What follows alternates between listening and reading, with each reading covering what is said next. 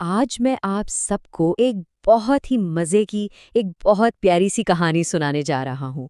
ये कहानी है एक छोटी सी लोमड़ी और एक अमरूद के दरख्त की। एक दफ़ा का जिक्र है, एक मैदान था, बहुत ही खुश्क और हर तरफ बस धूल ही धूल। और वहीं ज़मीन पर एक नन्हा सा बिल्कुल अकेला बीज आ गिरा।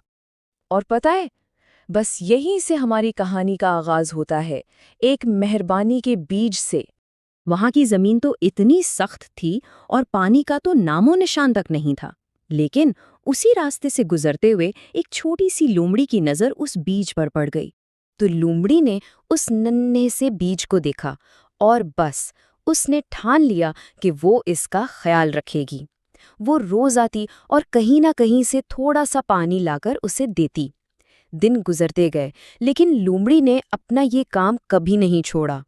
तो फिर आगे क्या हुआ? लोमड़ी की इस मेहनत का क्या बना? चलिए देखते हैं कि कैसे एक खूबसूरत जिंदगी ने जन्म लिया। वक्त गुजरता रहा और लोमड़ी की मेहनत रंग ला रही थी। सबसे पहले उस बीज से एक छोटी सी हरी सी कौपल फूटी।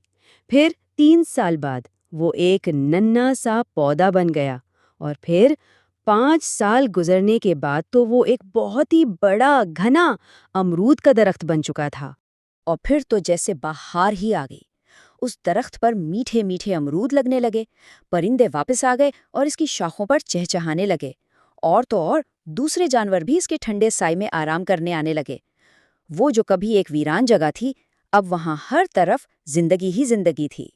लेकिन हर कहानी में एक मुश्किल वक्त भी आता है ना? तो बस अब एक उदास मोड़ आने वाला था। फिर एक साल ऐसा आया कि आसमान से पानी की एक बूंद तक नहीं गिरी।